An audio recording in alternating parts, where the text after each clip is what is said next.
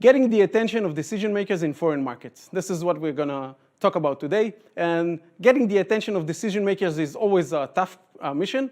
And when you do it in a foreign market where you are unknown, it's sometimes even a little harder.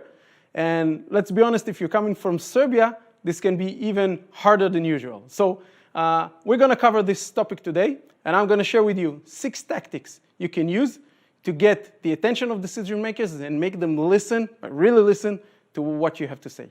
Hi, my name is Moty Sahray. I'm from Israel. I'm the owner of Chub Unicorn. We are a growth agency, which means we help companies grow. And we help companies with their marketing, with their sales. And as a part of that, we help companies break into new markets. So we've been doing this since 2008. I myself, an entrepreneur for a little more than 30 years. And I'm telling you this so you will know that everything I'm going to share with you today is coming from the field. It's coming from the trenches. So we are doing it day in and day out with hundreds of companies now. And these tactics I'm going to show you are a little unorthodox, or the whole approach is a little unorthodox, but it's working. So my request or my suggestion for you is go ahead and try it, even if it seems a little different. Actually, we want it to be different. We'll be talking about it. So we're going to talk about 6 tactics which are actually elements of influence, how we create influence on other people and make them listen to us and hear what we have to say. But before we are going into this, there are 2 things we need to cover first. Okay? So first thing, before we're going to do anything, either if it's getting an investment, or if it's pitching a product or a service to some buyer, we need to figure out the numbers, okay? And the numbers I'm talking about is how much is it worth for us to invest in one new client or one new investor, okay? So sometimes this calculation has a lot of guessing in it, but even if it's the first time we are doing, even if we are not completely sure about the numbers, first, we can do some kind of educated guess, or we can approach some people who already did this and ask them, how much did it cost them? How much was it worth? So let's say I have a new technology and I want people to start using it, and I have to figure out how much income and revenue will one new client create, okay? And then I figure out how much I want to invest in that. Now, these numbers are really, really, really important, because otherwise we can find ourselves in loss. But this is not the worst part. The worst part is we will not invest enough in this effort to get a new client. So let's say I know I have some new technology I want to offer to some new clients, and I know one client is worth, let's say, 20,000 euros, okay, in revenue, and I know I'm willing to invest 5,000 euros in getting one new client, okay? So this is my plug number. This is the baseline for everything I will do, and I'll explain a little bit forward why this number is really, really, really important, okay? So this is the first thing we need to think about, and then we have to do some intelligence. Now, I'm not talking about like business intelligence. We need to know who are we looking for, who are the people we are looking for, and when we are talking about decision makers, we need to know them as well as we can. Okay, so we need to know who they are. If we can, we need to know who they are personally, if it's possible. Okay, if I know I'm looking for a specific buyer or specific buyers in a certain market, or some investors or some funds, it doesn't matter. I want to know who's on the other side, and I want to gain as much intelligence as I can get. Now, usually when we are talking about marketing and sales and getting investment and stuff like that, most people will look at it from the, I call it the corporate point of view. Okay, so why would a hedge fund or some angel investor will invest in me?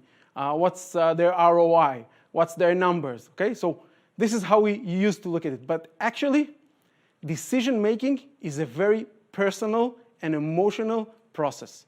So if we want to influence, if we want to get people to listen to us, we want to follow the emotional path. And I'll explain how we do this. But we want to follow the emotional path much more than the rational path. Okay, so if we want to go the emotional path, the more information we'll have about the people we are trying to approach, we will be better. So we can use tools like LinkedIn.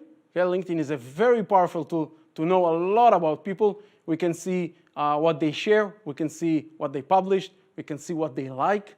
Okay, so this is a very, very good, very powerful instrument. We can use a very sophisticated hacking tool called Google. So we want to Google the people we actually trying to approach and get as much information as we can about these people. Anywhere we can find information about the decision makers we are trying to approach is good. And we want to do the numbers. We want to have as much information as we can about the people we want to approach. And then we can go ahead. And the first thing we want to understand and we want to cover is that you and I and all of us are not interesting. So when I present my startup or my technology or my product or my service, we're always very enthusiastic about this product, service, startup, whatever. So and a lot of time we are emotionally invested in this thing we are pitching. But to the other side, our product, our technology, our service, our startup, our history, none of this is interesting. Okay? For the other side, what's interesting is their problems, the things they want to achieve, the results they want to get. So we have to be looking at the world through their eyes and not through our eyes. Okay? And when we try to get someone to listen to us, we have to remember that we are not interesting. Okay? We have to think about what's interesting for the other side. Now, one piece of how our mind is working, and this is very important, because it affects our decision making. And as I said, decision making is very emotional, but there's one part of our brain we want to know. Okay, so I want to introduce you to the RAS. RAS is reticular activating system. It's a part of our brain. It's in the stem of our brain. It's called RAS because it looks like a net, that's why you call it reticular. So it's some kind of processing mechanism we have in our brain, which actually is the device or the part of our brain that is in charge of switching us from sleep to awake. Okay, so this is what this part of our brain is doing. But actually, in the modern world, this part of our brain is used by us as a filter. Okay, so this part of the brain can process information 400 times faster than our other parts of the brain, and this part decides which information is going to process and which information we can be exposed to, but we will not give it any real attention. Now, this is something that is very, very important to understand. We can be talking to someone. He can be invested in the conversation. He can nod, he can respond, he can reply at sometimes, but he is not really listening.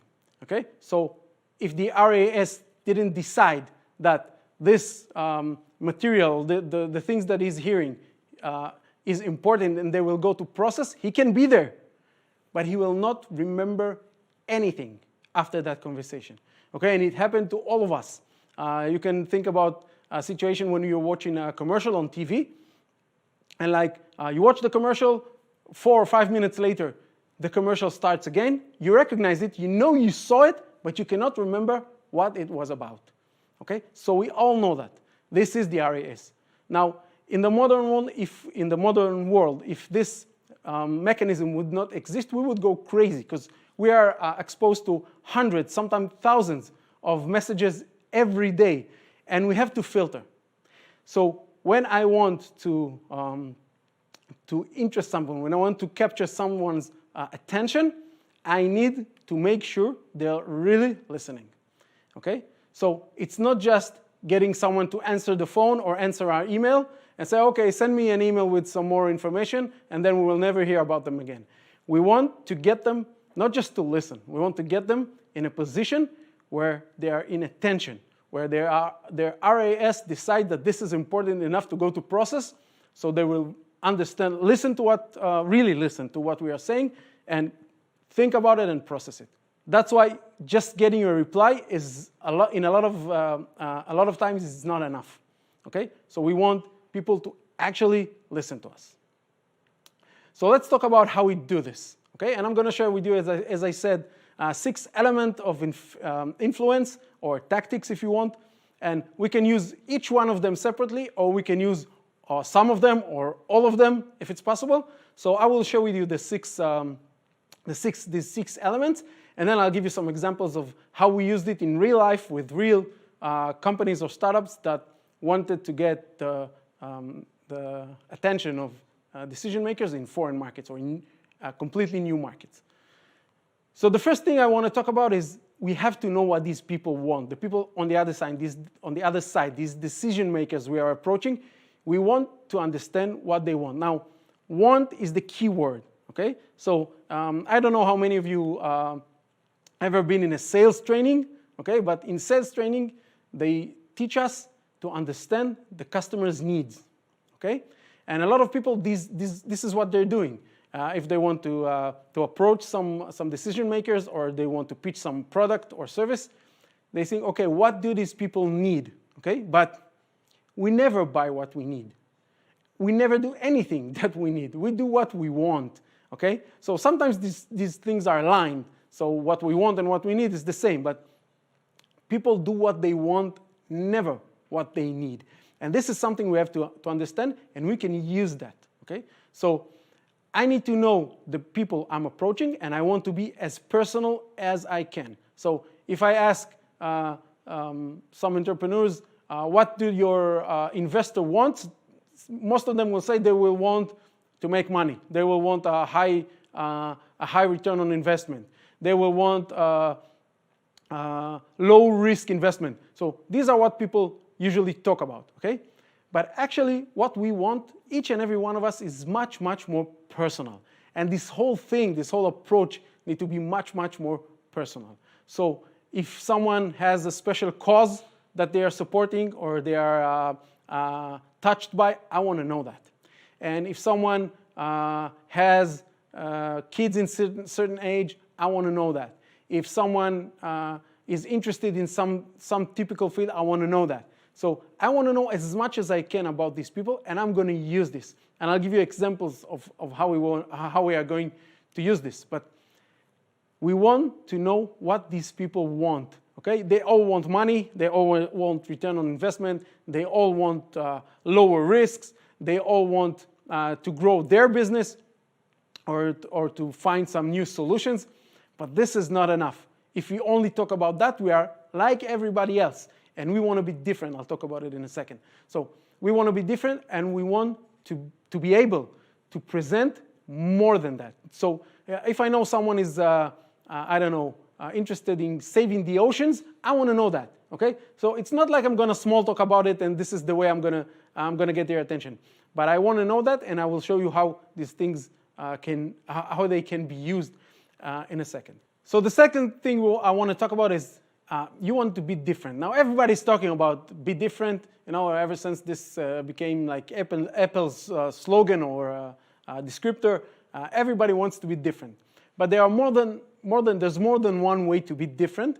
And be different is not only be different in your product or service, is also be different by the way you present it, or in the process that you do to present products or service or your startup or whatever. So if I want to approach someone and I approach them the same way everybody else is doing it, I'm just one of the herd.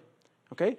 But if I find a way to do this differently, to do something that they do not expect, to get their attention in some different kind of way, I will be visible much more than anybody else. So if everybody is sending emails, going to meetups, picking up the phone, it doesn't mean I don't want to do this, but I want to do more, or I want to do something else, or some things else that are different. Okay? One thing about being different, you want to be different. You don't want to be weird, okay? So if I'm going to some, let's say I'm going to some conference or some meetup and I want people to remember me, okay? So I can come with an orange jumpsuit, okay? Everybody will remember the weird guy that came with wearing an orange jumpsuit. But if I go dressed like everybody else is, then the chance that someone will remember me is very, very, very low. So if I go wearing a suit with an orange stripe on the side from my neck to my foot, then people will remember this. This is something distinguished. So you want to be a little different. You don't want to be weird, but you don't want to be like anybody else. Now, this is actually being different is actually something that we cannot, as humans, we cannot resist that. When we encounter something different, we respond to that. Actually, this is how we make decisions. If we have to choose between two products or two services, the way we are making that decision is about what's different between them and not what's similar between them. So, and when something is different and it's something that we value, this is how we will choose, okay? So we want to be different, we don't want to be weird, but we want to be different in more than our product or our service because everybody else is doing it. Everybody else is positive that they're absolutely assured that their product or service is also different. So this is not enough.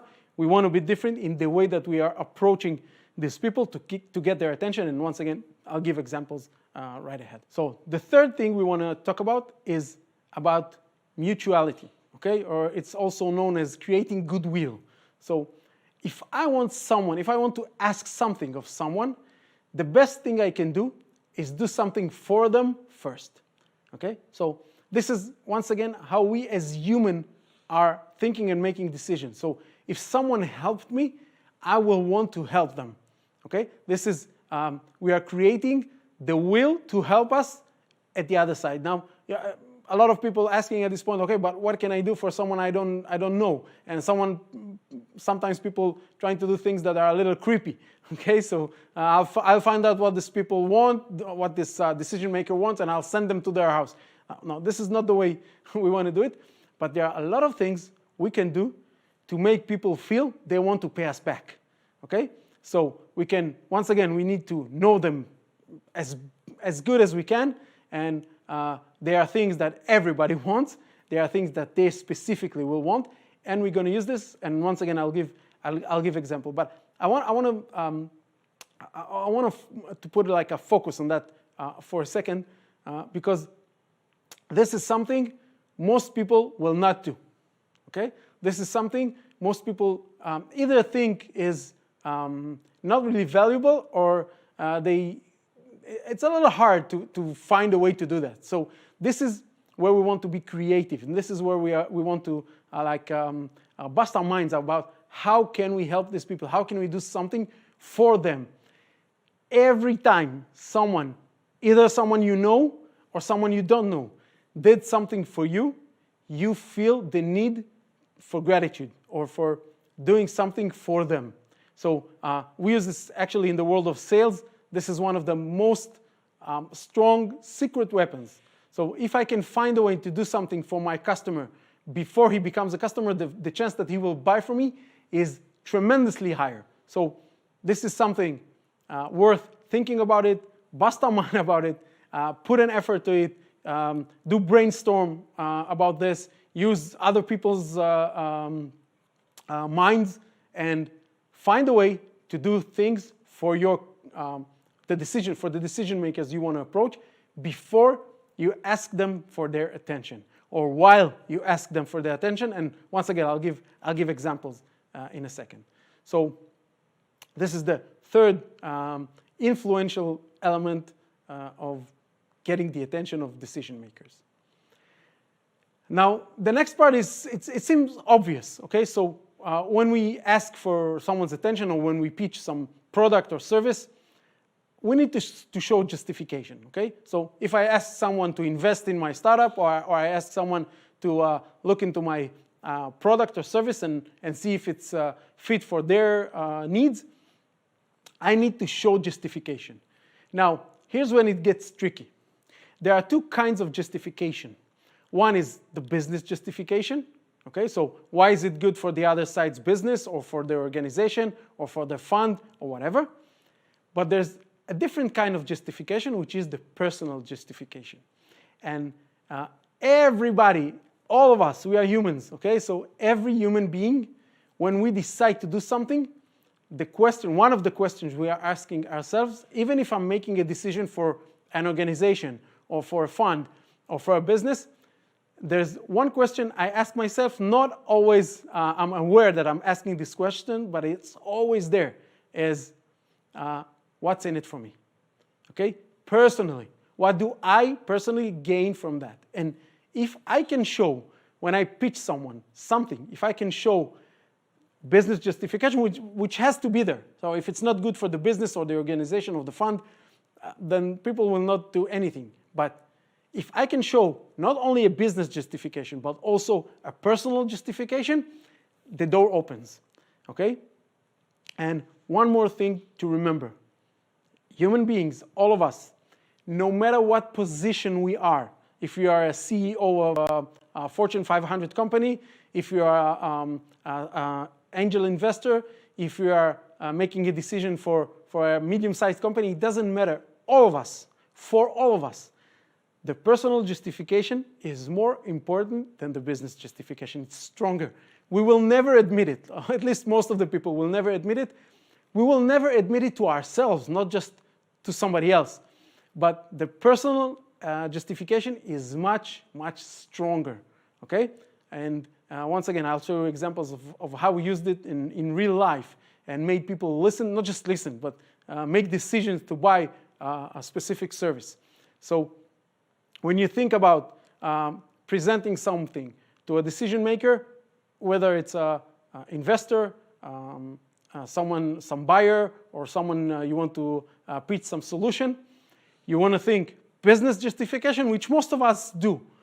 But you also want to think personal justification of the person you want to get their attention or you want them to make a decision. Sometimes there's more than one person that involved in making a decision, so you need to know more than one person, or you have to find the person that can influence this decision the most. It's not always the highest ranking person that involved in this process. There's always someone who can make that deal happen. So this is the person, or if you can, for more than one person, it's better, that you need to show personal justification, not only business justification. Now, the fifth element of influence is create intrigue. Now, this is something we used to like. We all understand it, okay? When something is intriguing for us, when something has a little mystery, we always want to learn more or to listen to it. So think about it in terms of TV series, okay? A good TV series every chapter ends with what we call a cliffhanger, okay? So there's something that happens that leaves you want to know more, okay? So this will make you this will make you wait for the next chapter, or hit play on the next chapter if it's already on Netflix or HBO, wherever you watch your series. So we want to use that, and we want to create intrigue. So when we pitch something and we want someone to listen to us, we don't want to give the full information head first. So we want to be interesting. We want to be a little mysterious even. So people can ask themselves, okay, this is interesting, but how does it work? What exactly is that? How did you get that to do this or to get this result? Okay, so the key element in creating intrigue is to get the other people, the people on the other side, asking questions. They can ask you those questions. They can ask themselves these questions. But the most important thing is you want to make them ask questions. The best questions is, okay, I want to hear more about that, or how did you do that? How is this working? Even some questions like, this sounds weird, is it really working?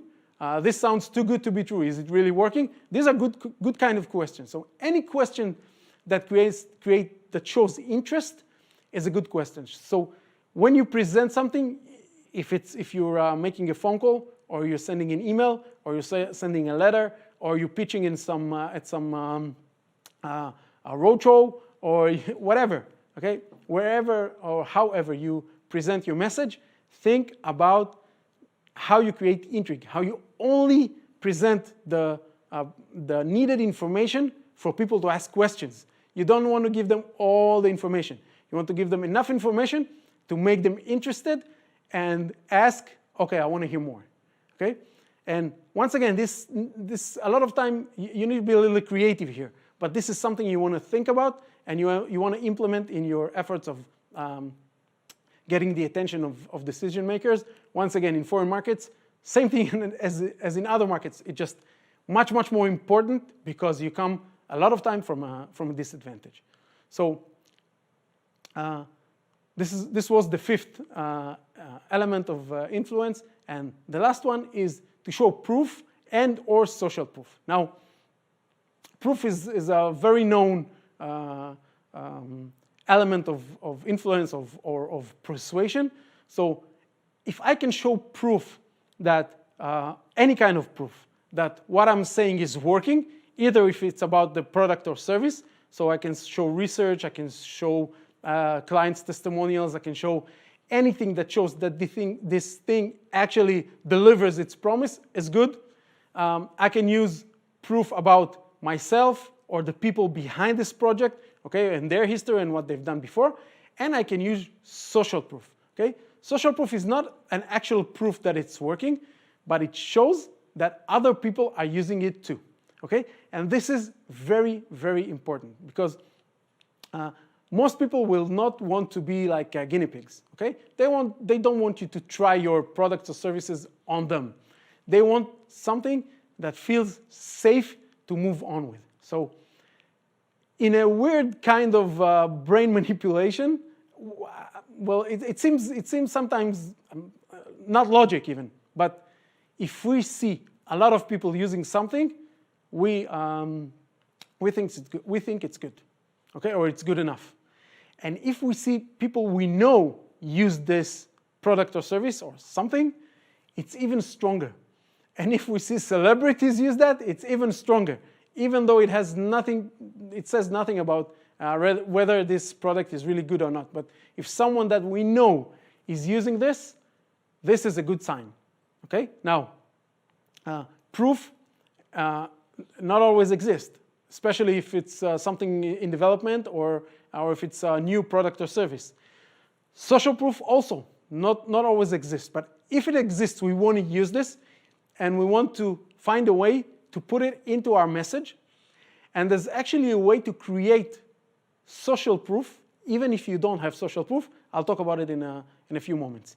So, so we want to show proof, any kind of proof that we have that this thing is working or that it's a good decision to use our product or service, or it's a good decision to make business with me or with us, and or social proof, okay?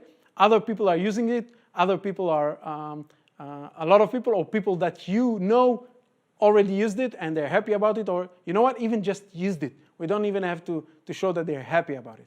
So, so these are very, very strong elements of influence.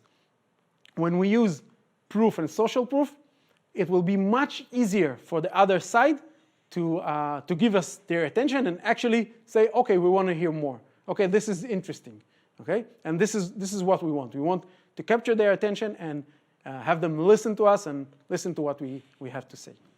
So what I'm going to do now is I'm going to show you how it's working in real life, and I'm going to give you real examples of how we helped companies and startups push their products or service into new markets, okay, into foreign markets, into markets they've never been before, and how we used those 6 elements of influence to help us do that and help us get their attention and help us get them to listen to us and say, okay, this is interesting, we want to hear more.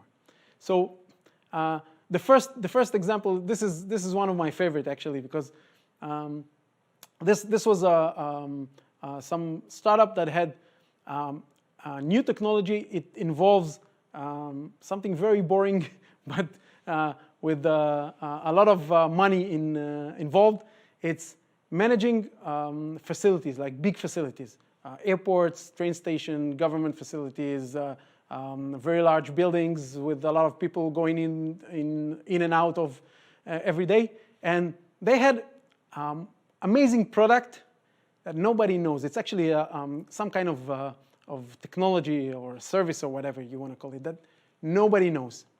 And they wanted to bring this into new market. And they actually talked with me about doing some online campaign and putting out the message. And the first thing I did, like I always do, is the numbers. And I said, okay, so how many decision makers you want to approach? How many decision makers we want to reach even? And they say that the market that they want to put this technology to, it has about 400 decision makers that are relevant to this product or service. Now, 400 people is not a lot. Well, once again, each one of them is worth a lot of money, but there's not it's not a lot of people. And actually, in terms of online campaign, it's actually impossible to do an online campaign to 400 people. So we had to think about something else. And I said, okay, 400 people is a very small group of people. What's the budget? How much do you want to invest in reaching these 400 people? And we started doing the math of, it was a game of guessing. It was a lot of guessing involved with how much will one client will worth. It can be anywhere from tens of thousands of euros to hundreds of thousands of euros every year. But we try to understand, and we try to be very careful and not spend too much money. But we figured out that we are talking about a budget for the first move to have these 400 people know about this product of 60,000 euros. Now, it's a very small budget in terms of a move like that, but it's a lot of money if you understand what you're doing. So what we did, we thought, okay, we need them to listen to us. What will be the best way to do it, and not call each one of them, because cold calling is not a very good tactic. So we figured out we want them to watch a video. These guys showed me a video of this amazing video about this technology and how it's working and how it saves a lot of money. And the video was done it was very, very well done. And we said, okay, we need them to watch this video. We want to make sure they watch this video. And instead of putting it on YouTube and starting emailing them and send them, listen, there's something you need to see, and put a link and send them, well, some of them will watch that, but we wanted more than that. So what we ended up doing is we bought 400 tablets. Actually, we did in four periods. Like, we bought 100 tablets, uploaded the video onto that tablet, and send with a courier the tablet to each and one of these decision makers. So think about yourself as some facility manager or a decision maker about airports or maintenance of airports or stuff like that. And a courier comes and gives you a padded envelope, and you open it, and inside there's a tablet. And on the tablet, within the tablet, there's like a small letter that says, hey, we needed you to watch something, so we uploaded into the tablet. Just it's on the main screen. Just hit play and watch it. And by the way, you can keep the tablet. So this is creating mutuality. Okay? We said we want to do something for someone before we actually ask them to do something for us. This is how we accomplished it in this instance. So we gave them a tablet. It might sound like something very expensive, but actually, a tablet, when you buy 100, a tablet is not that it was a 7-inch tablet. It wasn't that expensive. And we got 100 people to watch our video, and not only watch our video, they were in a position where they want to do something for us. So after that happened, we followed up. Well, they followed up with a call. All people answered their call. Okay, 100% of the people answered the call. Not all of them, not with all of them, they got a meeting, but they got meetings and they closed deals. Why? Because those people listened to them and got their message in a way that created mutuality and actually made them want to give something back. So if I can do that, it's not always possible, but if I have a way of doing that, this is working amazingly. Think about how busy these people are. How many people approach them to pitch them with products and services. These people decide on huge budgets every month and every year. So they are very busy people with their work and very desired people. A lot of people are trying to talk to them and to pitch them with products and services. So if you would just send some letter or send some email, most of them would probably not even watch it. But the way we did it, we made them watch it, and not only watch it, we created the want, the goodwill, and the want to give back. And after that, the follow-up was really, really, really easy, and it was easy to get meetings, and it was relatively easy to get deals. Of course, where people found out that the product or service is good. This will not replace your product or service. If the product or service is not fit or not good, nobody will buy it. But this act got their attention and put them in position. They want to give back, and follow-up was really, really, really easy. Okay, so this is one example to how to implement those elements of influence. So one more example is a company called Healthier Globe. They're dealing with medical supply, and Rani, the owner of the company, wanted to reach into new markets, specifically the markets of the East. By the way, this was a few years ago. Today, the company is very well operating in the markets of the East. They even help other entrepreneurs and other companies do business in the East. But at that point of time, they had no business in markets like Japan and Taiwan and China, and they wanted to get there. So they found a specific point that was very interesting for people, and this is once a year there's a show called Medica.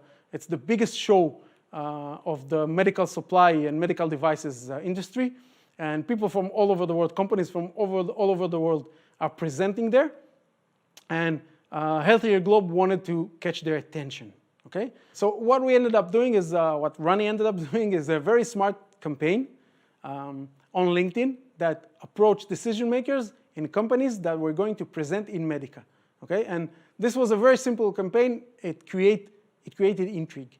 Okay, so it has value, of course, for the decision makers, but it was built in a way in layers, that each layer created intrigue. So the first thing they saw was an ad or a post that says that if you're going to show in Medica, or if you're going to present in Medica, here are 10 questions you have to ask yourself to make the best out of this show. So there's two things to understand here. First, this is something that Rani know they want.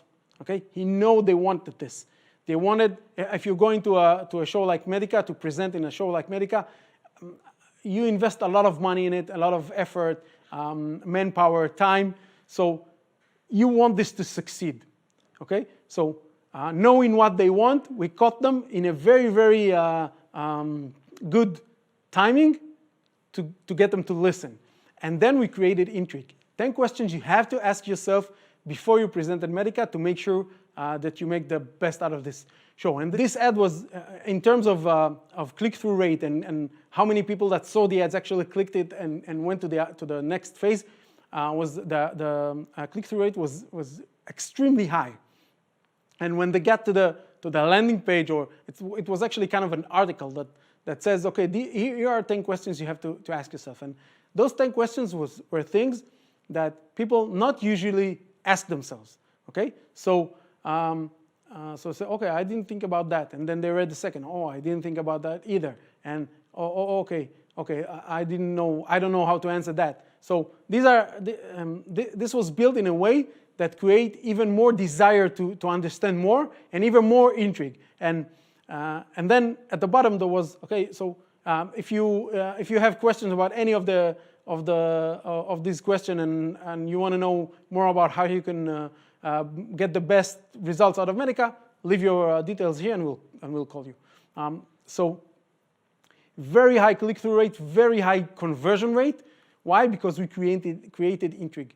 It was interesting for them. They did not know what was going to be next, but we captured their curiosity. Okay, we got them curious and we got them wanting to know more.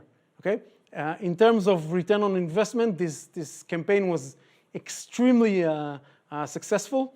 Ronnie got like 8 new clients from markets he never worked with and never had clients in them before, and this was a very smart move that involved creating intrigue, understand what people want, and as I said, it was very different in the way that he did it. If he would put an ad that said, we can help you get the best results of your Medica experience, it will not get results as good as this campaign. So we understand what they wanted, we created intrigue and then create more intrigue, and then we got people in a point. They wanted to talk to Ronnie and know and understand what this thing is about. Okay, these questions are interesting, so how do I do that? How do I know that? And this made them in a point, got them into the point that they gave Ronnie their attention, and once again, not only he got their attention, they were in a position that they wanted to know more and they wanted to proceed. So closing a sale was relatively easy. It's never easy to close a sale, but it was much easier than if we approach some clients or some market that nobody knows us at and trying to pitch from, okay, buy my product or buy my service. So the next example I want to give you is a company. It's actually an American company that wanted to enter the Israeli market, and they approached us and they wanted to present a new technology that helps organizations train their employees better. Now, it was the technology was very interesting. It was some new way to do things, but actually this is something that has a lot of competition. There's a lot of companies. There are hundreds of companies that can help companies or organizations train their employees or their staff or whatever. So it was a very hard pitch. But when we thought about it and we said, okay, let's think about who in those organizations are the relevant decision makers, who need to hear this, who is going to use this technology. And we understood that this is people in the HR department.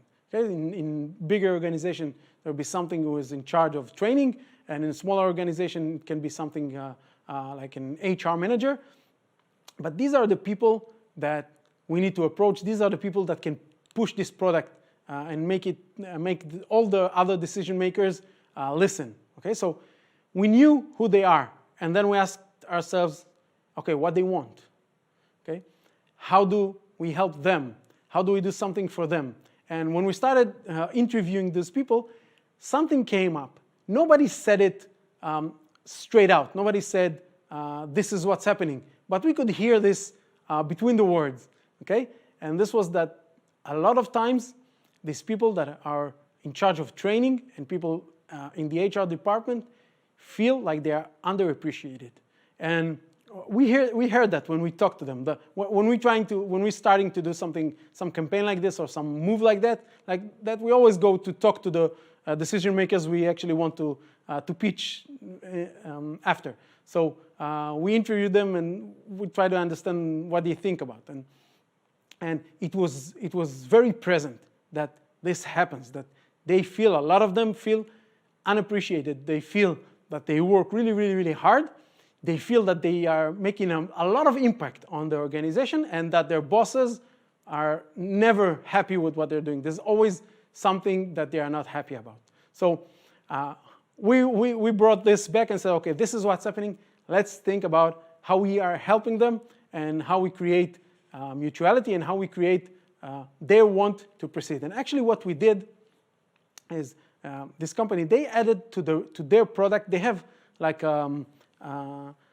report generator. Okay, so if you use this software, then you can create reports that shows the progress of the employees and give them scores and whatever. And actually what they did, they transformed that thing to create reports that not only show the results, but it shows a report that is attended to the management, and this report has the training manager or the HR manager in charge.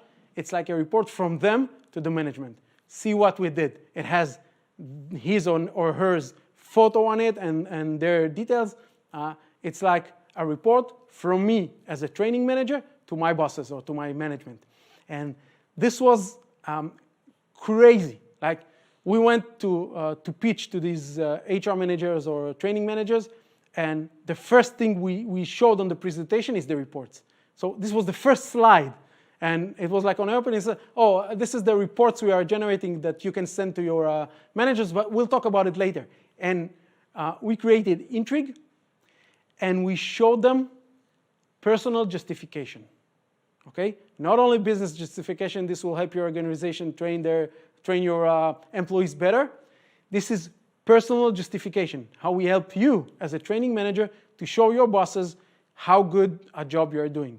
And actually show them, measure the progress that you're doing, and show it in a way that puts you in the middle. Okay? And this went crazy, crazy. This was a huge success. We showed them the technology and everything in the presentations, but what they wanted to hear about was the reports. Show me again how this is working, and how do I do that? And so, oh, you just a click of a button. You just upload your photo and your details one time, and then every time you're creating a report, this is how it looks. And we showed them another report and another report, and it's all with them on it. And they loved it. They loved it, and this was a huge success. And it was a huge success mostly because we showed the personal justification. The product is good, the software is good, is very good. I'm sure there are other softwares which are good. Actually, we got to something that is really hard to do. We got organizations to change the softwares they are already using to this one because someone pushed it hard enough, because they had a personal justification to do that. So this is another example of how we use those elements of influence. So we knew what they want. We understood there. We did a lot of intelligence. We understand what their problem is. We looked at the world through their eyes and said, okay, this is how we create personal justification for them to implement our solution. And this worked amazingly. And I want to give you one more example before we continue. And this was a company they called Landolini. They do something very boring. They do automation of QA processes for companies that are producing, I don't know how you call it even, like chips and parts for the cellular industry, the cell phone industry. So something very niche, but with a very large audience. Completely new company, wants to reach markets they've never been before. They've never sold to anybody, but they tried to reach companies that they are global manufacturers of cellular components, or whatever you call it. So we thought about how we do it. How do we make those decision makers even listen to someone they don't know, they never heard of? It's a solution they've never implemented. It's not some a shiny new technology. It's a solution that needs to be. It needs a lot of effort to implement. It's worth a lot of money in terms of return on investment. It makes the QA process much more efficient, faster, and with much less returns or much less errors. So this is something people want, but it needs a lot of effort to implement this, and sales cycles were very long. Sales cycles is the time between we get someone to listen to our offer and said, okay, I'm interested, to the time there's a sale. We can close the sale. So sales cycles of months, and this was very hard. And what we did there with Landolini, we helped the owner create some kind of white paper. Okay, it was a white paper that presented this QA process, that automation of a QA process, but not from the point of view of an engineer, which are the people who will use it, but from the point of view of a CEO or a CTO, okay?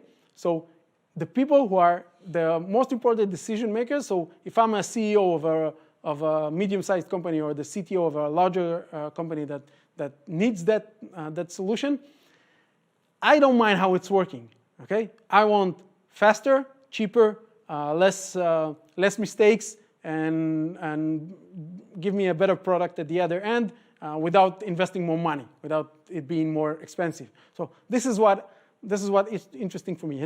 And David, the owner, he wrote this white paper, and we sent this white paper to the relevant decision makers. Now, no one knew this guy. Okay, so it might be interesting, but we knew that most of them will not read it if we want to do something interesting. So what we did is we used social proof. But we didn't have social proof. So what we actually did is we sent this white paper to the most known, the biggest, the decision makers in the biggest and most known companies of this field. And then everybody else that we send it to, we send it once again. We put it in an envelope, printed version, not in an email. We send it with a FedEx courier, so it had the decision maker name on the envelope. And once again, put it in your mind. Imagine this: you're sitting in your office, you're very busy. A courier comes and hands you a FedEx, like those cardboard envelopes, and you open it, and there's something inside, and it has your name on it. You read it, at least the first page. Okay, so this is how we did it. And on this first page, we said that this is something that is very important to read, and we gave like the most important reason to read this thing. But what we emphasized is that this report has been sent by now to 150, I don't remember the exact number, let's say 150 decision makers in your field, including, and we mentioned the names of the very known people or the very known companies that we send this report to. So we created social proof without having any social proof. We created it from zero. But it was true, it was sent to them. We never said that they read it or whatever. But when I received something and I said, oh, this was, okay, these guys from Nokia read it. This is interesting, okay? So we actually never said they read it. We said that it was sent to. And I don't want to be left behind. If all these people got this, I want to read it too. And we got people to read it, and then we followed up. And in the follow-up, we said we can present this, how it's working, and do an evaluation of how much will it cost you to implement this, and if it fits for your company. And some percentage, it's always a low percentage, yeah, of the person who read this actually said, okay, let's meet. And there were meetings, and of course, after a few months, there were sales. So once again, approaching decision makers in foreign markets. Nobody knows this guy or this company. Very new solution, interesting, very valuable, but also needs a lot of effort and investment in implementing. So it's not something that people will say, hey, I want this. But we made them listen. We got their attention. And once we were in, it was easier. Once you have the door open and some CTO say, okay, let's meet. I want to say this. I want to see how this is working. Okay, and this is how we did it. So we created social proof out of nothing, and this social proof actually got people to read. And then when they read, it was written in a way that showed them their benefits and showed them how it solves their problem without getting into how we do it. So once again, creates intrigue, and this whole process at the end created new clients for new company in a foreign market, totally unknown to this market, and it worked. So this is how we are using, of course there's much more examples, this is how we are using those elements of influence in our efforts to penetrate or to do business in foreign markets. Now, one thing I want to mention, like this is how we use these elements of influence and how we implement them in our efforts to do business in foreign markets, in new markets, and help our clients get business in new markets. Now, these things needs if you want to implement them, you need to be creative. You don't need to be like any kind of a genius or whatever. We are not. You just have to think, okay? And think, not just think, okay, how do I get these people to listen to me? Think in the perspective of these elements of persuasion or elements of influence, okay? So ask yourself, what do they want? What do these people, those decision makers, what do they want? And how can I be in alignment of these things? How can I use those things they want and help them solve their problems and help them get their goals or results that they want, or whatever that is. So how do I do that? How am I making it different? Not only my product or service, but the process. How do I approach them in a different way? How do I send them my materials in a different way? How do I do things that looks different? They say, okay, this is interesting. Let's see what that is. Okay. How do I create mutuality? How I do something for them before I ask them to listen to me or to do something for me, or while I'm asking them to do something for me or to listen to me? How do I show justification? Both business justification and personal justification. Okay? And how do I use proof or social proof? These are the questions I need to ask. If I'm thinking in the perspective of these questions, I will find a way. Okay, sometimes those ideas will come really fast. Sometimes they need some little more thinking or brainstorming. Don't do this by yourself. Use your team. Actually, the best people to get their perspective is people that are on the other side. If you know people, it doesn't have to be even if this market that you are trying to reach. But if you know people who are buyers or people who are investors or people like the people you want to approach, ask them, okay? How can I do that? What would you want me to do for you? Okay? And get their perspective on it, and just make lists of ideas, and you will see that there are a lot of endless ways to do that. And when we start doing this, when we start doing things differently, when we start doing things in a way that people do not expect, and when we start doing things in a way that creates these emotional triggers and move people in a way that is different from what they used to, we can open doors even in markets, in foreign markets, markets that don't know us, and even markets that a little look up on us and say, okay, these guys are coming from a place that is not that interesting. Still, if we do these things right, we can make them listen to us. Okay? Now, two more things I want to address before we finish. The first is how you present your offer. Now, I'm not going to talk about how to write your offer or what to say. This is a different topic for a different presentation. But one thing is very important to understand. When we are trying to get the attention of the decision maker, especially in a foreign market, this is a process. Okay? This is not a one-time shoot. So a lot of people say, okay, I'll write them an email or I'll call them, and if this guy is on the other side of, well, he picks up the phone and he's talking to me, I'll say everything I have to say because this might be the last chance I have to talk to this guy.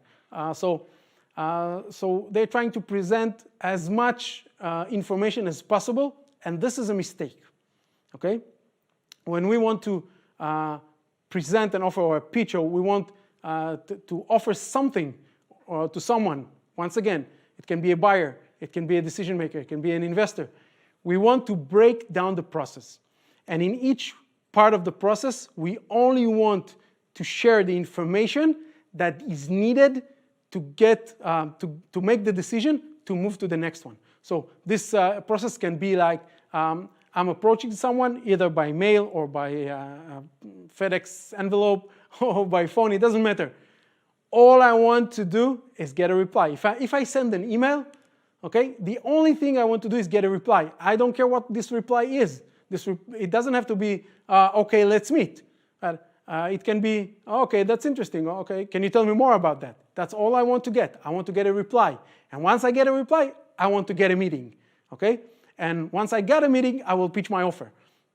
So don't try to go from 0 to 100. Don't try to throw everything you have to say on someone at the first opportunity, or in the first email, or in the first time you mail them something. Don't do that. Break the process to layers or to stages, okay? And in each stage, you only want to share the information or tell whatever it's needed for the other side to say, okay, I'm ready to move to the next step, okay? Create intrigue between the steps, okay? Send an email that creates a lot of intrigue, show something that is very interesting, show very clear profits or something that can help solve a problem, and create intrigue and wait for a reply. I like ending emails in a question, okay? So a specific question, and get a reply. If you don't get a reply, do it again. I'll talk about it in a second. But get a reply. You got a reply? Okay, now you are moving for a meeting. Okay, let's meet and we'll show you more. And once again, create intrigue. In the meeting, we're going to show you something very interesting. This is what it is, or this is what it's doing. Don't say how it's working. Get the meeting.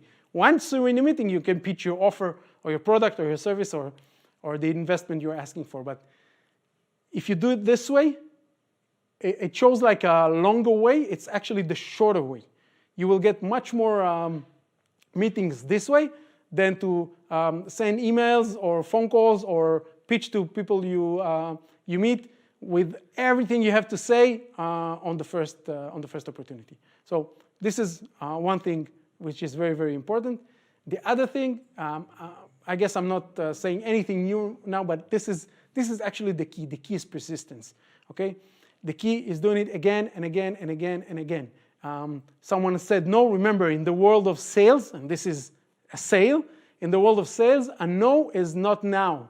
Okay, and if someone didn't reply to your email, well, don't bother them. Okay, but call them. Wait a week and call them.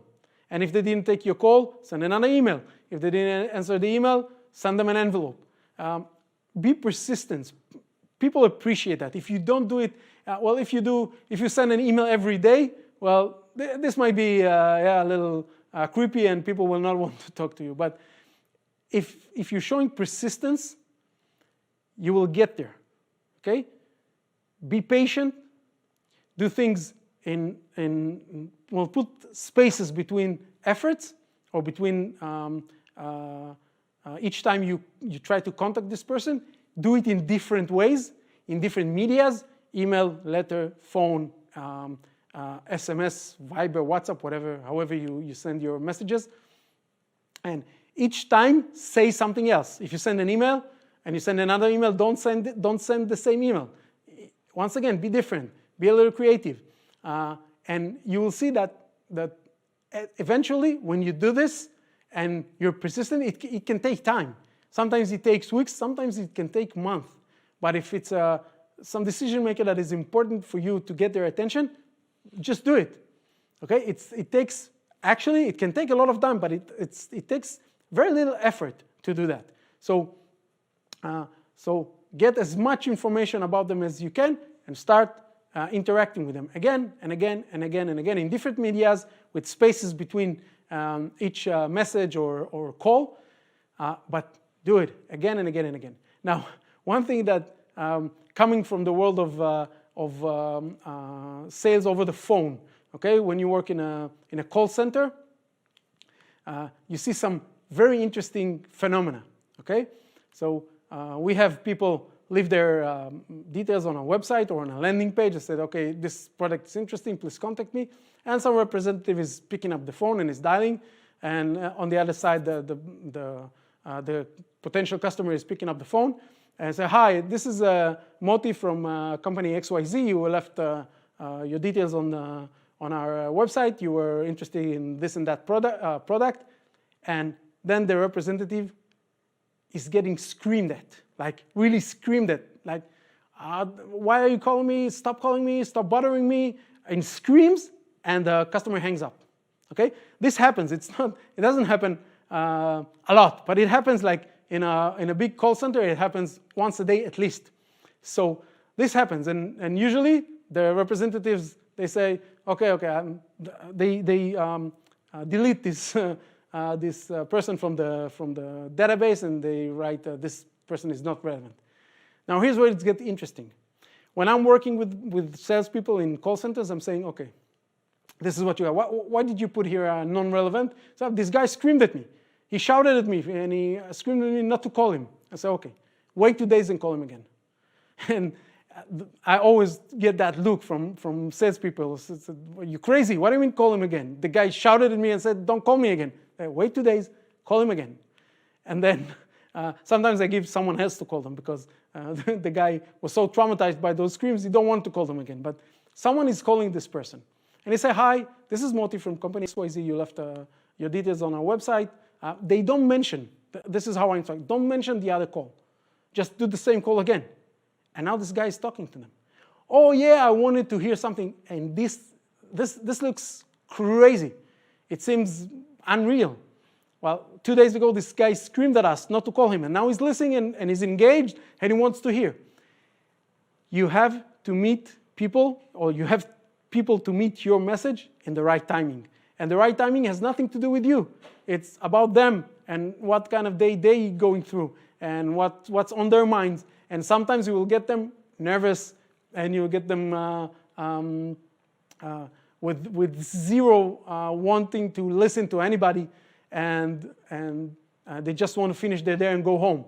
And 2 days or 3 days or 2 weeks later, you'll get them in a better mood and in a better situation, and they will listen. So if you get ignored, do it again.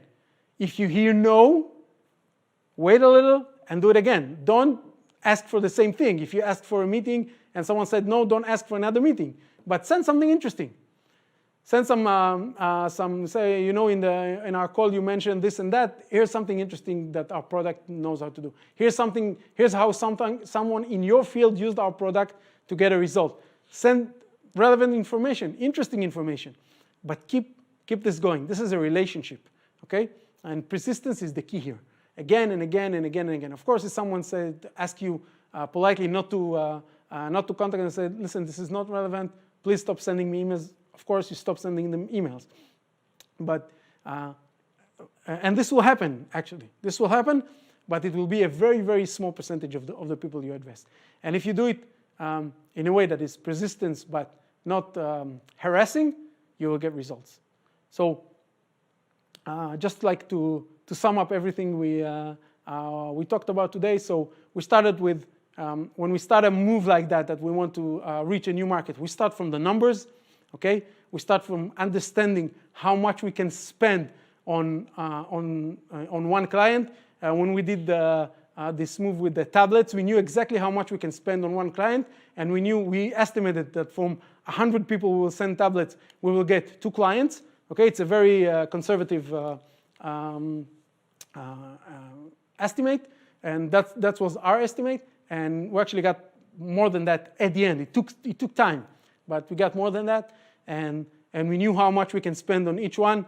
And when you look at this through this perspective, you understand that you can do that you can invest this kind of money. So we do the numbers, we gather information, as much information as we can about the decision makers we are approaching. And then we sit and think about the key elements of influence. How can we implement them in our message, in our efforts, in our process of getting a decision maker to listen to us, and not only listen to us, but give us full attention and actually be ready or willing to proceed and to talk to us about an investment, buying, whatever. And remember that when you do that process, it's a process. It's not a one shot, okay? So you do it in stages or layers. First thing you do, you only want to get a reply. So if it's in a conversation, you want them to ask you a question. If it's in an email, you want to get a reply, okay? If you send them mail, you do a follow-up by phone, and then you want to hear those questions, and it's a process, okay? Each layer, each stage only needs your only goal is to move to the next one, okay? When you first approach someone, your goal is not to get an investment and is not to get him to implement your solution. When you do the first contact, the only goal you have is to get a reply. Okay? Think about it this way, you will get much more deals or much more progress. And we talked about the fact that persistence is the key. Don't harass people, but don't give up whenever you get ignored or hear no. Okay? Just keep it going. Keep it going. Be creative. Be different. Do different things. Don't do the same thing over and over and over. It's boring. You'll get ignored. But if you're being creative, if you think about doing it in a different way, if you think about how can you send valuable information or interesting information and create intrigue and do something for the other side and do something in a way they do not expect, this will work. Okay? Be persistent, be different, be creative. This will work. If you have any questions about this presentation or anything about getting deals or getting business in new markets, you're more than welcome to contact me. You have my email and my Viber on the screen. I promise to answer any question. I'm not always answering at the same moment or even the same day, but I always answer anything you can ask me or you want to ask me. So whatever questions you have, please feel free to contact me and ask. I had fun doing this. Hope you enjoyed it. And I really, really urge you to try it. Try implementing those elements in your efforts to gain business in new markets. Think about how you do it. Think about how you can do it better. Do it, then do it again, then do it again. You'll see results. And you'll see that getting the attention of decision makers in foreign markets, it's a tough task, but it's doable. And when you do it this way, you'll do better. So once again, I'm happy to be here, and thanks for listening, and good luck.